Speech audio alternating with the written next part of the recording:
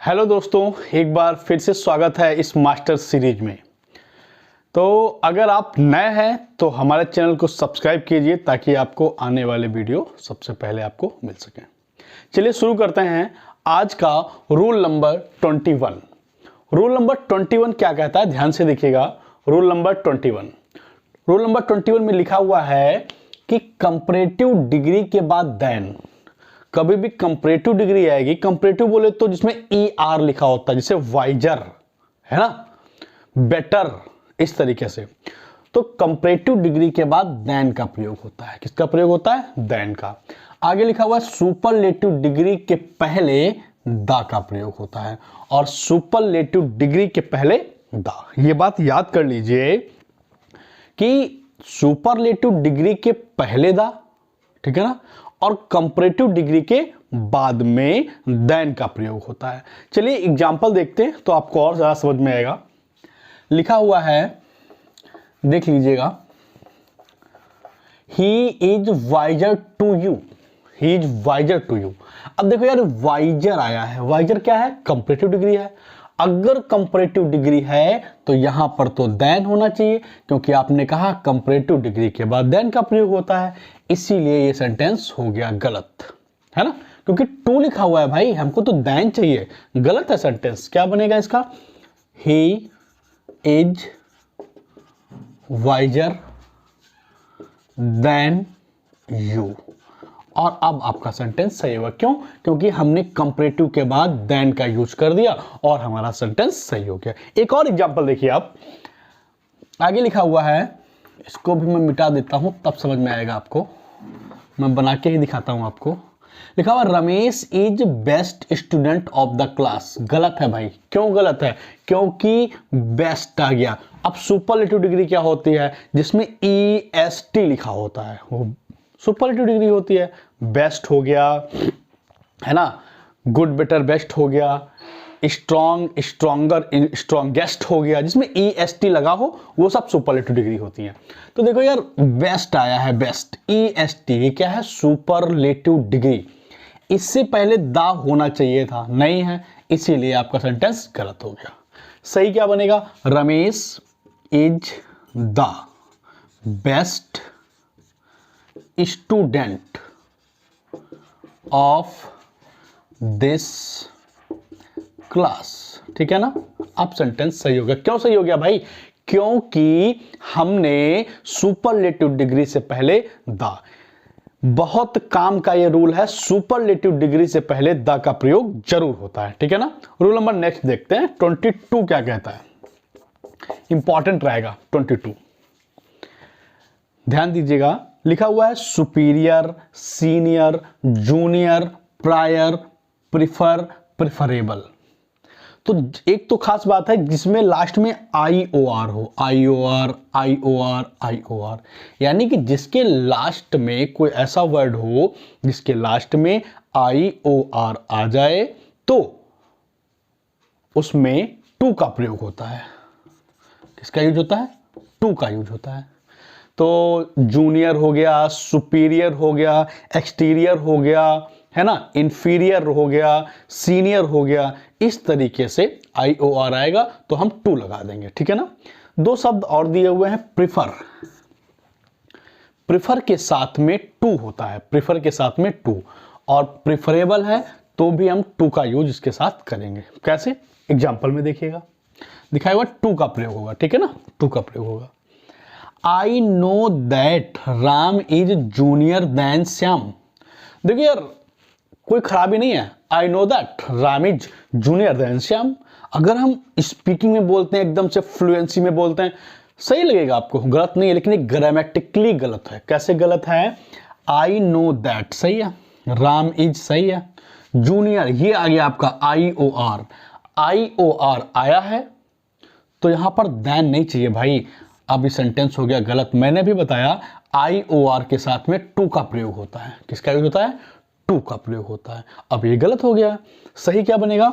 I know that Ram is junior, junior IOR आ गया तो to चाहिए, टू श्याम। अब आपका सेंटेंस सही हो गया। समझ में आ रही ना बात? आ रही ना? कमेंट बॉक्स में बता दो भाई आ रही कि नहीं आ रही है। आगे एक और देख लो, I prefer coffee then tea. यार मैंने अभी बताया कि प्रिफर के साथ में भाई टू का यूज होता है। देखो प्रिफर, प्रिफरेबल, इनके साथ में ऑलवेज टू, ठीक है ना? तो गलत हो गया सेंटेंस, काट दो। तो आई प्रिफर कॉफी, ठीक है ना, कॉफी टू टी। अब ये सेंटेंस आपका सही हो गया। देख लीजिएगा, I prefer coffee to tea. तो मोटी बात क्या निकल के आई कि अगर जूनियर है, सुपीरियर है, एक्सटीरियर है, इंटीरियर है ना, या फिर प्रिफर है, प्रिफरेबल है, तो इनके साथ में टू का प्रयोग होता है। और रूल नंबर हमने 21 में आपको बताया कि सुपरलेटिव डिग्री से पहले द का प्रयोग होता है और कंपैरेटिव डिग्री के बाद में देन का प्रयोग होता है। चलिए नेक्स्ट देखते हैं। रूल नंबर 23 क्या कहता है, मैं आपको बता दूं, ये जो रूल नंबर 23 है कई बार यहां से एग्जाम में पूछा गया है, तो इस नियम को बहुत ध्यान से देखिएगा। क्या कहता है ये नियम? कहता है कि कभी भी कोई शब्द परफेक्ट आ जाए, क्या वर्ड आ जाए? Perfect, complete, perfect, complete, unique, perfect, complete, unique, excellent, excellent, perfect, complete, unique, excellent, round, round, complete, unique, round, excellent, perfect, straight, straight. तो क्या क्या हो गया? परफेक्ट हो गया, कंप्लीट हो गया, राउंड हो गया, एक्सीलेंट हो गया, स्ट्रेट हो गया, यूनिक हो गया। आगे dead, DED, dead, perfect, complete, unique, excellent, round, straight, dead, universal, universal. देखो ये मैं बार बार इसलिए बोल रहा हूं ताकि आपको याद हो जाए, क्योंकि ये बहुत काम के वर्ड हैं। परफेक्ट हो गया, यूनिक हो गया, कंप्लीट हो गया, डेड हो गया, स्ट्रेट हो गया, एक्सीलेंट हो गया और यूनिवर्सल हो गया। अगला शब्द लिखा हुआ है चीफ, बहुत बार पेपर में पूछा गया चीफ। इतने सारे वर्ड आपको याद करने हैं। देखो हैं तो और भी ज्यादा, लेकिन सबसे ज्यादा इंपॉर्टेंट ये वाले वर्ड हैं, ठीक है ना? तो ये शब्द आपको याद कर लेना है। इनकी खास बात क्या है? लिखा हुआ है यदि आदि ऐसे एडजेक्टिव हैं जिनके पहले मोर या मोस्ट का प्रयोग नहीं होता, ठीक है ना? तो जो भी आपके सामने बोर्ड पर लिखे हुए हैं, इन शब्दों से पहले आप कभी मोर परफेक्ट नहीं कहोगे, मोस्ट परफेक्ट नहीं कहोगे, मोस्ट कंप्लीट नहीं कहोगे, मोस्ट यूनिक नहीं कहोगे, है ना, मोस्ट चीफेस्ट नहीं कहोगे, मोस्ट चीफ नहीं कहोगे, ऐसे। तो इनसे पहले कभी भी मोर या मोस्ट का प्रयोग नहीं होता है। बात समझ में आई ना? एग्जाम्पल देख लेते हैं और आपको समझ में आ जाएगा। Everybody knows that Ragini is the most unique. अरे आप देखो, सबसे पहली बात हमें वर्ड ढूंढना है जो हमने रूल याद किया है, जो हमने रूल याद किया है उसका वर्ड यूनिक आ गया, ठीक है ना? तो कहा यूनिक से पहले मोर नहीं होना चाहिए, मोस्ट नहीं होना चाहिए। इसमें क्या कठिन है यार, इतना याद कर सकते हो। अब देखा मैंने यूनिक से पहले मोस्ट लिखा हुआ है, जबकि रूल कहता नहीं होना चाहिए। नहीं होना चाहिए मतलब ये गलत है, गलत है तो हम लगाएंगे क्रॉस का निशान, ठीक है ना? सही क्या बनेगा? everybody knows that Ragini is the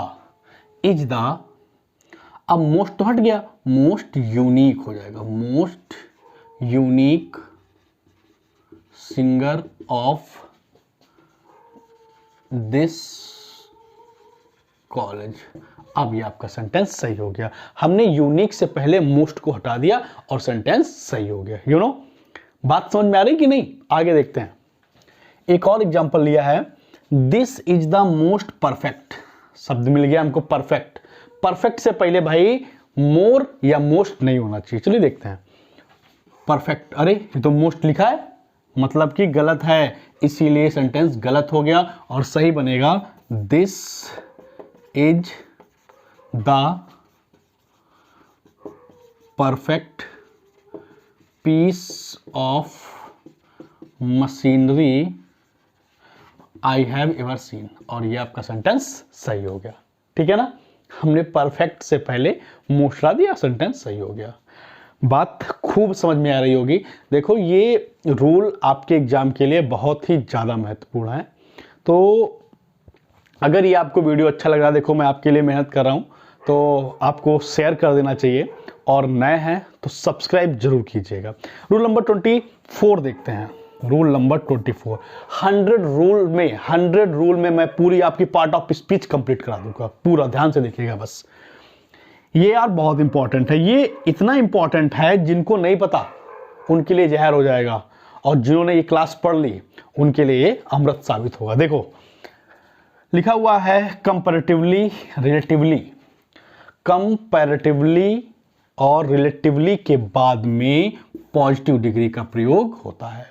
ठीक है ना, कंपैरेटिवली और रिलेटिवली के बाद में हमेशा पॉजिटिव डिग्री। यार ये फिलअप में आता है और नहीं पता होता तो हम सोच नहीं पाते कि कौन सा भरे इसमें, है ना। ये अक्सर फिल इन द ब्लैंक्स में पूछा गया है। ठीक है ना, देखिएगा। चलिए शुरू करते हैं। The wind is comparatively colder than today. Colder today, ये मामला क्या है? तो हमारा नियम क्या कहता है? कंपैरेटिवली के बाद में पॉजिटिव डिग्री। क्या ये भाई पॉजिटिव डिग्री है? ये तो यार कोल्डर लिखा हुआ है, यानी ये तो कंपैरेटिव है। कंपैरेटिव है तो गलत हो जाएगा। सेंटेंस बनेगा आपका the wind is comparatively cold today. क्यों हमने कोल्ड क्यों किया? क्योंकि ये एक पॉजिटिव डिग्री है। बात समझ में आई? नेक्स्ट, ये मैं ऐसे सही कर दूंगा। द वेदर इज कंपैरेटिवली, फिर आ गया कंपैरेटिवली, तो इसके बाद भाई हमको चाहिए क्या? Positive degree. ये तो है गलत, हॉटर नहीं हो पाएगा। हॉटर नहीं, इसकी पॉजिटिव डिग्री क्या होती है? हॉट। हॉटर को हटाकर बस हॉट कर दीजिए, सेंटेंस सही, ये गलत। क्या बात समझ में आई? हॉटर की जगह पर हॉट कर दीजिएगा। बात समझ में आई ना? आ रही ना? तो इसको जल्दी से राइट डाउन कर लीजिएगा। चलिए रूल नंबर 25 देखते हैं। 25 नंबर भी काम का है। काम का क्या मैं कह दूं, ये अच्छे जो हाई लेवल के एग्जाम होते हैं वहां पे ये पूछा जाता है। तो अब कुछ कठिन नहीं है, ठीक है ना, सब कुछ सरल है। ध्यान से देखो, मैं समझाऊंगा आपको इस नियम को। देखो ध्यान से, कह रहा है एसडी। ये एसडी क्या है भाई? इसका मतलब है सुपरलेटिव डिग्री, जिसमें ईएसटी जुड़ा होता है। यही तो बताया था ना, एसडी मतलब सुपरलेटिव डिग्री। सुपरलेटिव डिग्री के बाद अगर ऑफ ऑल दिया हो, सुपरलेटिव डिग्री के बाद में क्या दिया हो? ऑफ ऑल का प्रयोग दिया होने पर आगे अदर का प्रयोग नहीं होता है। ये कह रहा है कि सुपरलेटिव डिग्री दी हो और उसके बाद में ऑफ ऑल का प्रयोग दिया हो, ठीक है ना। सुपरलेटिव डिग्री और उसके बाद में ऑफ ऑल का प्रयोग दिया हो तो उसके बाद अदर का प्रयोग नहीं करते हैं। अदर का प्रयोग नहीं करते हैं। देखो यार, तो रट्टा मारने वाली चीजें हैं, रट लो भाई। हमको नौकरी चाहिए, नौकरी मिल जाए, पढ़ लेना यार, सीख लेना, क्या जरूरत है मुझे, ठीक है ना। अभी आप रट्टा मार लो, नंबर पा लो, नाम आ जाएगा लिस्ट में, नौकरी लग जाएगी, और जब पढ़ाने की बारी है तो पढ़ के पढ़ा देना, क्या करना, ठीक है ना। तो नंबर, मार्क्स बहुत ज़्यादा जरूरी है हमारी ज़िंदगी के लिए। देखो यार, ये भी एक मेहनत है ना। तो इसे आप रट सकते हैं। क्या मैंने रटा? मैंने रट लिया कि सुपरलेटिव डिग्री के बाद में अगर ऑफ ऑल का प्रयोग होता है तो उसके बाद अदर का प्रयोग नहीं होगा, बस। जबकि देन के बाद एनी का प्रयोग, देन के बाद एनी का प्रयोग होने पर अदर का प्रयोग होता है। फिर क्या कह रहा है कि अगर देन दिया हो, देन के बाद एनी आया हो, देन के बाद एनी आया हो तो अदर का प्रयोग जरूरी होता है। तो देन के बाद एनी नहीं कहते यार, then any other. Then any other, बस सीख लो, then any other, then any other, then आया हो उसके बाद में एनी आया हो तो अदर का प्रयोग जरूरी होता है, देन आया हो एनी आया हो उसके बाद अदर का प्रयोग जरूरी होता है, जबकि सुपरलेटिव डिग्री के बाद में ऑफ ऑल आया हो और उसके बाद में फिर अदर का प्रयोग नहीं होगा। नहीं समझ में आई बात? एग्जाम्पल देख लो, पक्का समझ में आएगा। देखो ध्यान से लिखा हुआ है गोल्ड इज द हैवीएस्ट। देखो यार ये सुपरलेटिव डिग्री आ गई, क्या आ गई? सुपरलेटिव डिग्री, हैवीएस्ट आ गई। और मैंने अभी आपको नियम पढ़ा रखा है कि सुपरलेटिव डिग्री से पहले द का प्रयोग होता है, सही है? ठीक है।